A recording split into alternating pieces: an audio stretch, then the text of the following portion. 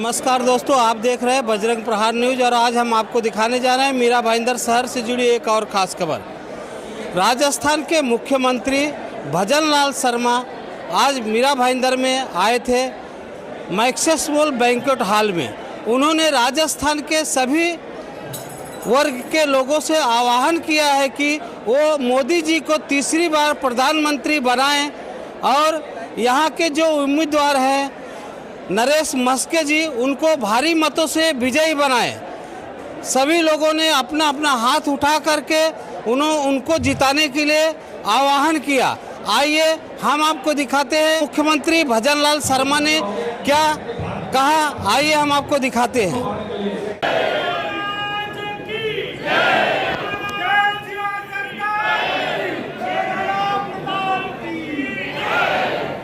बोलिए भारत माता की, भारत माता की जय जय श्री राम, जय जय श्री राम, जय जय राजस्थान, जय जय राजस्थान, जय जय महाराष्ट्र, जय जय महाराष्ट्र। आज के प्रवासी व्यापारी और यहाँ के औद्योगिक जगत से जुड़े ऐसे सभी प्रवासी भाई के इस कार्यक्रम में हमारे पाली के सांसद भाई पीपी चौधरी साहब, हमारे राज्यसभा के सांसद भाई मदन जी राठौर साहब, हमारे बाली के विधायक पूर्व मंत्री भाई पुष्पेंद्र सिंह जी राणावत साहब, इस कार्यक्रम के कोऑर्डिनेटर विधानसभा चुनाव के प्रमुख भाई एडवोकेट रवि व्यास जी, राजस्थानी प्रकोष्ठ महाराष्ट्र के प्रवासी प्रकोष्ठ के प्रदेश के अध्यक्ष भाई सुरेश शाह जी, इस कार्यक्रम के समन्वयक अनुराग शर्मा जी, अध्यक्ष राजस्थानी जनसेवक संस्थान के भाई गजेंद्र भंडारी जी, मंच पर विराजमान सभी प्रमुख नेतागण, मेरे सामने बैठे पूजा योग बुजुर्गों, नौजवान दोस्तों और मेरी प्यारी माता बहनों, सबसे पहले तो मैं आप सभी को नमन करता हूं, आपका वंदन करता हूं, आपका अभिनंदन करता हूं। मुझे पता है कि आपने जिस तरह से अपने कर्म से, अपने सामर्थ्य से, अपने विवेक से, कोई 20 साल पहले, कोई 40 साल पहले, 50 साल पहले, 100 साल पहले आपने राजस्थान से आकर के अपने कर्म के आधार पर जो यह स्थान आपने बनाया है, मैं आप सभी का नमन करता हूं, क्योंकि आपने जिस मुकाम पर आप पहुंचे हैं, आपने सामर्थ्य और अपनी मेहनत का लोहा लेते हुए आपने अपना स्थान बनाया है। दूसरी खुशी इस बात की है कि आपने अपने सामाजिक सरोकारों, अपने राजस्थान की संस्कृति और विचार और वहां से जुड़ा आज भी आपका उतना ही है जो हमारे 150 साल या 100 साल पहले आए हुए हमारे उन बुजुर्गों का था। आपने क्योंकि संस्कार आपके अंदर है, आप महाराणा प्रताप की धरती से आते हैं, महाराजा सूरजमल की धरती से आते हैं। हमारी भक्ति की मूर्ति भाई मीराबाई की धरती से आते हैं। आप उस त्याग की मूर्ति पन्ना धाय की धरती से आते हैं, और आप जिसने अपने आप को पर्यावरण के लिए और वृक्षों के लिए खुद को और अपनी बेटियों को शहीद कर दिया, ऐसी मां अमृता देवी की धरती से आप सभी आते हैं।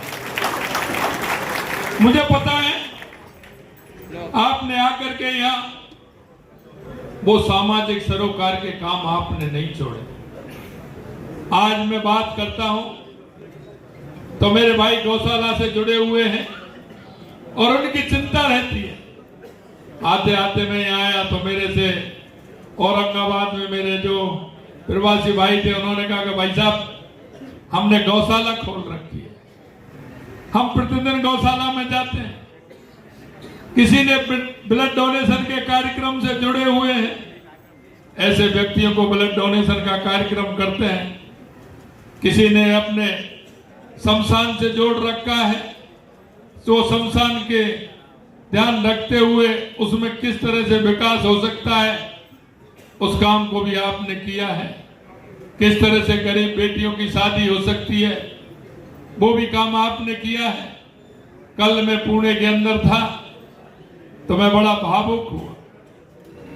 एक हमारे प्रवासी भाई आए और मेरे से बोले कि भाई साहब हमने यहाँ हर साल उन गरीब बेटियों की शादी करते हैं जिनके माता पिता नहीं होते, जिनको आवश्यकता होती है। हम अखबार के अंदर इश्तिहार निकालते हैं और हम उन सभी की शादी कराते हैं, और शादी भी ऐसे नहीं कराते, हम उनके माँ बाप भी बनते हैं। मैं निश्चित रूप से आपको और ऐसे लोगों को, और जो यहाँ करके भी उन कामों से जुड़े हुए हैं, मैं दिल की गहराइयों से आपको बहुत बहुत धन्यवाद देना चाहता हूँ। मैं एक निवेदन और आपसे करना चाहता हूँ, और वो इसलिए नहीं करना चाहता, मुझे विश्वास है आप राष्ट्रीय भावना से ओतप्रोत हैं, हमेशा राष्ट्र सेवा के लिए, राष्ट्र के लिए समर्पित भाव से आप काम करते हैं। मैं इसलिए कहना चाह रहा हूं कि जिस तरह से शीशे पर धूल आ जाती है, अगर हम उस पर एक कपड़ा लगाते हैं थोड़ा सा, तो पारदर्शिता बन जाती है और वो साफ दिखाई देने लग जाता है। मैं आपसे इसलिए कहना चाहता हूं कि देश की स्थिति आज जैसी है, मैं आज पर आपका बयान कर रहा हूं, लेकिन मैं आपको 2014 से पहले भी ले जाना चाहता हूं। मित्रों, 2014 से पहले इस देश की स्थिति क्या थी? देश भ्रष्टाचार से जूझ रहा था। आए दिन आप देखते थे, एक भ्रष्टाचार का घोटाला आता था, दूसरा घोटाला उससे बड़ा आता था, तीसरा घोटाला उससे भी बड़ा आता था, चौथा घोटाला सबसे बड़ा आता था। इस तरह के आए दिन भ्रष्टाचार होते थे। कोई भी राष्ट्रवादी व्यक्ति जब सुबह पेपर पढ़ने बैठता था तो वो पेपर उनके आंखों के आंसुओं से गीला हो जाता था। आखिर इस देश का क्या होने वाला है? आखिर इस देश का क्या होगा? इसी तरह से आए दिन आतंकवादी आते थे, कहीं ना कहीं बम फोड़ करके चले जाते थे। मुंबई और पुणे की स्थिति तो आपने देखी है। 26/11 की घटना से आप सब भावुक हैं। मैं आपसे इतना ही कहना चाहता हूँ, इस देश के अंदर जिस तरह से 2014 से पहले आए दिन नक्सलवादी, आतंकवादी किस तरह से देश पर हावी होते जा रहे थे, कहीं ना कहीं कोई सी रेलवे को रुकवाया जाता था, रेलवे में सूचना मिलती थी कि उस गाड़ी में बम रखा है। किसी दिन किसी हवाई जहाज को नजदीकी एयरपोर्ट पर उतारा जाता था कि उस हवाई जहाज में बम की सूचना मिली है। मैं आपसे इतना ही कहना चाहता हूं, 2014 के बाद कहीं कोई घटना ऐसी आपको सुनाई देती है क्या? कहीं सुनाई देती है क्या? 2014 के बाद देश के अंदर परिवर्तन हुआ है या नहीं हुआ है? आपने महसूस किया है कि नहीं किया है? मैं आपसे यही कहना चाहता हूं मेरे भाई और बहनों, 2014 के बाद इस देश के अंदर चाहे हमारे गरीब कल्याण की योजनाएं हो, चाहे हमारे विकास की योजनाएं हो, चाहे देश की सीमाओं की सुरक्षा का सवाल हो, या दुनिया में बढ़ता हुआ भारत का गौरव हो, हम इस बात को कह सकते हैं। और आपसे मैं ये सारी बातें इसलिए कहना चाहता हूं क्योंकि मैं जो मारवाड़ी है उसकी ताकत को मैं जानता हूं। उन्होंने 4 महीने पहले राजस्थान के अंदर बहुत बड़े बहुमत के साथ भारतीय जनता पार्टी की सरकार आप लोगों ने बनाई है। इसके लिए भी मैं आपको बहुत बहुत बधाई और साधुवाद देना चाहता हूं। मुझे आपकी ताकत का पता है, इसलिए मैं आपसे कहना चाहता हूं मेरे भाई और बहनों, क्योंकि मारवाड़ी 2 से 4, 4 से 6 और 6 से 8 और 8 से 10 करने में माहिर होता है, माहिर होता है। इसलिए मैं कहना चाहता हूं आप सभी से, आपने जो जिस सरोकारों से काम किया है, आपने जो लोगों से संबंध बनाए, आपके बाद जो लोग काम करते हैं, चाहे वो किसी भी क्षेत्र में काम करें, आपके मोबाइल में किसी में 500, 1000, 800, 2000 तक नंबर होंगे और ज्यादा भी होंगे। मैं यही निवेदन करना चाहता हूं, यह समय है उनका उपयोग करने का और उनको दिशा देने का काम करें। मैं आपसे यही कहना चाहता हूं कि आप उन सभी के नंबर पर मैसेज भी करेंगे, अपना वीडियो बना करके वोट की अपील भी करेंगे, मोदी जी ने जो काम किया उसकी जानकारी भी आप देंगे, क्योंकि कभी कभी देखते हैं दिया तले अंधेरा होता है। हम हमारे पड़ोसी से नहीं कह पाते, हम हमारे रिश्तेदार से नहीं कह पाते हैं। बाद में जब वोट डाल कर आते हैं तो पूछते हैं कि चाचा जी आप वोट दे के आ गए? हाँ आ गए। कहां दे के आए? मैं तो वहां दे के आया। कि आप क्यों दे आए वहां? आपको तो वहां देना था। कि आपने कहा ही नहीं। तो ये पछतावा हमें नहीं हो कि आपने कहा नहीं। ये निवेदन करने के लिए मैं आपके बीच में आया। मित्रों, आपने देखा है, इस देश को देखा है, जिस तरह से हमारे वीर शहीदों ने अपने आप को कुर्बान कर दिया इस देश को बनाने के लिए, इस देश को बढ़ाने के लिए। क्योंकि इस देश में कभी हूण आए, कुषाण आया, इस्लाम आए, अंग्रेज आए, और उन्होंने हमारे पूर्वजों के साथ जिस तरह की आताताई की थी, उन 21 और 22 साल के नौजवानों ने अपने आप को मां भारती के लिए समर्पित कर दिया। जब मां भारती के लिए शहीद हुए, जब स्थिति बनी, तो एक माता से पूछा था कि मां, आपके 3 बेटे थे, तीनों बेटे शहीद हो गए। उस मां का उत्तर सुनिए। मां ने कहा कि 3 बेटे थे, वो शहीद हो गए, अगर 4था बेटा भी होता तो भी इस देश के लिए समर्पित हो जाता। मैं उस बात को कहना चाहता हूं कि देश बनाने में कोई एक दिन में यह देश नहीं बना। बहुत बड़े लंबे समय के बाद, क्योंकि आजादी तो 1857 में भी मिल रही थी, लेकिन थोड़ी सी चूक के कारण 90 साल हमारे पूर्वजों को 90 साल संघर्ष करना पड़ा था, और 90 साल के बाद 1947 में हमको आजादी मिली। मैं आपको यही कहना चाहता हूं। आज आप देख रहे हैं, स्वामी विवेकानंद जी ने कहा था कि 21वीं सदी हमारी होगी। उस नरेंद्र से लेकर के इस नरेंद्र तक आपने परिवर्तन देखा है। मैं आपको यही निवेदन करने के लिए आपके बीच में आया हूं मेरे भाई और बहनों, कि आप सबको समझना होगा, राष्ट्र हित में हमको काम करना होगा, और देश के यशस्वी प्रधानमंत्री नरेंद्र मोदी जी को तीसरी बार हमें प्रधानमंत्री बनाना होगा, तीसरी बार प्रधानमंत्री बनाना होगा। आज आवश्यकता है, दुनिया हमारी तरफ देख रही है। आजकल देख रहे हो ना, कांग्रेसियों का प्रेम कैसा लग रहा है, पाकिस्तान के लोग प्रचार कर रहे हैं। अब आप देख सकते हैं टुकड़े टुकड़े गिन के कैसा संबंध है। वो क्या चाहते हैं, दुनिया जो बाहर के हमारे देश के दुश्मन है, वो किस तरह से उनकी निगाहें हैं। मैं आपसे कहना चाहता हूं मेरे भाई और बहनों, क्योंकि आज 11 मई है, आपको ध्यान होगा 11 मई क्या है। 11 मई का वो दिन है जो देश के पूर्व प्रधानमंत्री अटल बिहारी वाजपेयी जी ने पोखरण के अंदर बम विस्फोट किया था। पोखरण के अंदर उस दिन स्वाभिमान जागा था। दुनिया के लोगों ने कहा था कि हम भारत पर आर्थिक प्रतिबंध लगा देंगे, हम प्रतिबंध लगा देंगे। अटल बिहारी वाजपेयी जी ने कहा कि ये तो परमाणु शक्ति बनकर भारत रहेगा, हमें किसी प्रतिबंध का डर नहीं है, और हमने तो बम विस्फोट करके दिखा दिया। आपकी ताकत है, प्रतिबंध लगा दीजिए, हमें आपकी कोई आवश्यकता नहीं। मैं आपको याद दिलाना चाहता हूं, देश बनाने के लिए जिस तरह से हमारे पूर्वजों ने काम किया है, आज हमको उसको संभाल के रखना है। आज उस विरासत को हमें आगे बढ़ाना है। आज दुनिया में जब जाते हैं तो आप विदेश में जो हमारे भाई बहन मिलने वाले रह रहे हैं, उनसे पूछिए किस तरह का व्यवहार उनके साथ में होता है। और यहाँ की स्थिति आज भी है, यहाँ की स्थिति आज भी है। कोई उनको पूछता नहीं था पहले, कहीं जाते थे तो पता ही नहीं होता था कि कोई प्रधानमंत्री है। लेकिन आज हमारे यशस्वी प्रधानमंत्री दुनिया के छोटे देश में भी जाते हैं तो दुनिया देखती है कि देश के, भारत के यशस्वी प्रधानमंत्री नरेंद्र मोदी जी आ रहे हैं, क्या कहने वाले हैं, क्या दिशा देने वाले हैं। आज दुनिया के जो देश थे वो भारत के पीछे लाइन में खड़े हैं। और मैं आपको यही विश्वास दिलाने के लिए आपके बीच में आया हूं कि आज 2014 के बाद 11वीं अर्थव्यवस्था थी, 5वीं पर आ गए।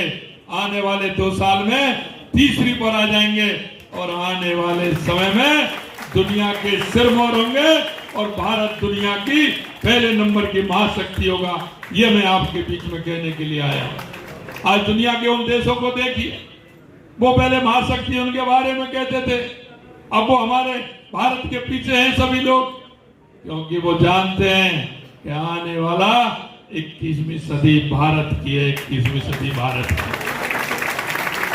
इसलिए मैं आपसे इतना निवेदन करना चाहता हूं, क्योंकि समय कम है, 10 बजे तक का समय होता है। आपके मुंबई में जाम बड़ा तगड़ा है, तो मैं उसमें से निकल करके आ रहा था तो मैं देख रहा था कि भाई आप कैसे इस जाम से डेली कैसे आते होंगे। लेकिन मुझे लोगों को कहा कि साहब वो भाई जाम में तो कम ही मेट्रो से या उससे आते हैं, ट्रेन से, तो वो जल्दी पहुंच जाते हैं। तो मैंने भी कहा कि आप मेरे को भी मेट्रो से लेके चलते, मैं भी मेट्रो में चलता।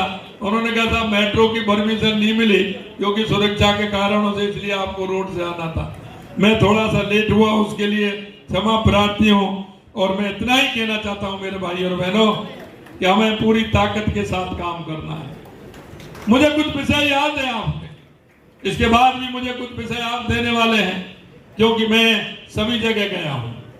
मैं बंगाल भी गया, कलकत्ता 2-3 स्थानों पर वहां भी गया, झारखंड में भी गया, तेलंगाना भी गया, आंध्र प्रदेश भी गया, और आपके यहाँ भी मैं 2 दिन से हूँ। लेकिन मुझे कई बात हमारे प्रवासी भाई जो कुछ कहते हैं वो मुझे पता है।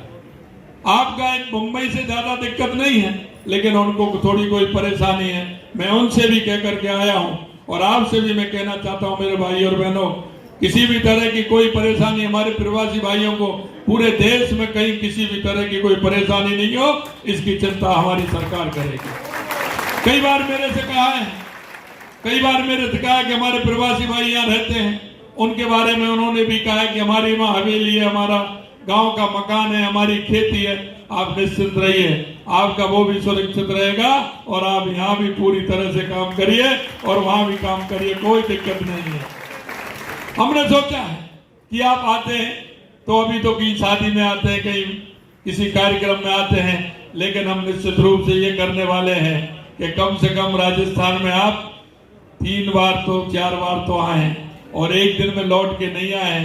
कुछ ऐसी व्यवस्था करने वाले हैं तो कम से कम राजस्थान के अंदर अपने घर जाकर के 3 दिन और 4 दिन आप रह करके आए। इस तरह की व्यवस्था हम करने वाले हैं। आज ये बताने वाला नहीं हूँ कि क्या करने वाले हैं, वो आप देखते चलना, आगे करेंगे। लेकिन मैं एक विश्वास आपको दिलाना चाहता हूँ, आपने राजस्थान के अंदर भरोसा किया भारतीय जनता पार्टी पर। मैं इतना ही निवेदन करना चाहता हूँ, भाई अनुराग जी कह रहे थे हमको 90 दिन काम करने के लिए मिले हैं, लेकिन 90 दिन के अंदर राजस्थान के अंदर जो 40 साल से काम नहीं हुए थे, देश के यशस्वी प्रधानमंत्री नरेंद्र मोदी जी के नेतृत्व में वो हमने 90 दिन में वो काम करके दिखाए जिनकी 40 साल और 50 साल से लोगों को इंतजार था। हम पानी के क्षेत्र में भी काम कर रहे हैं। 22 जनवरी को जो भगवान राम की प्राण प्रतिष्ठा अयोध्या के अंदर हो रही थी, तो हमने भी घोषणा की है कि हम 5 राम जानकी औद्योगिक क्षेत्र राजस्थान के अंदर नए खोलने वाले हैं। और आपसे भी आह्वान करना चाहते हैं, आप आइए, राजस्थान में आइए, अच्छा उद्योग लगाइए। सिंगल विंडो खिड़की से हम काम करेंगे, सिंगल खिड़की में हम काम करेंगे। आपको ना पानी की समस्या आएगी, ना बिजली की समस्या आएगी, ना जमीन की समस्या आएगी। आप अपने राजस्थान में आकर के एक काम अगर आप खोलेंगे तो आपको वहां रहने का भी, वहां आने का भी मौका मिलेगा। मैं इतना ही आप सभी से निवेदन करना चाहता हूं, मैं आपसे इतना ही निवेदन करना चाहता हूं कि यहाँ की हमारी एनडीए की प्रत्याशी नरेश मस्के जी हैं, गठबंधन के प्रत्याशी हैं, तीर कमान धनुष बाण उनका चुनाव चिन्ह है। मैं आपसे यही कहना चाहता हूं कि उनको विजय बनाएंगे और बंबई नहीं पूरे महाराष्ट्र के अंदर, मुझे पता है आपके आधे लोग यहाँ रहते हैं, कुछ औरंगाबाद रहते हैं, कुछ पूना रहते हैं, कोई बंबई में दूसरे स्थान पर रहते हैं। मेरा आप सभी से निवेदन है, आज से ही आप अपना वीडियो बना करके भेजेंगे, आज से आप मैसेज बना करके भेजेंगे, आज से आप उन सभी को फोन करेंगे कि भाई जी आइए, देश बनाइए, मोदी जी को तीसरी बार प्रधानमंत्री बनाइए। इतना कहते हुए मैं, क्योंकि समय हो गया, 1 मिनट बाकी बता रहे हैं, इसलिए मैं इतना ही कहना चाहता हूं। आप सभी को बहुत बहुत धन्यवाद। इतनी बड़ी संख्या में आप सभी आए, बिल्कुल मैं दिल की गहराइयों से और राजस्थान की उस माटी से आप सभी को बहुत बहुत धन्यवाद और साधुवाद देता हूं। आप ऐसा प्यार, ऐसा दुलार हमेशा बनाए रखें, हमेशा बनाए रखें। इतना ही मैं निवेदन करना चाहता हूं। आप सभी को बहुत बहुत धन्यवाद। नमस्कार, जय हिंद, जय भारत, जय जय श्री राम। तो इसी प्रकार से बने रहिए हमारे साथ और देखते रहिए बजरंग प्रहार न्यूज, और हमारे न्यूज चैनल को सब्सक्राइब करना ना भूलें। धन्यवाद।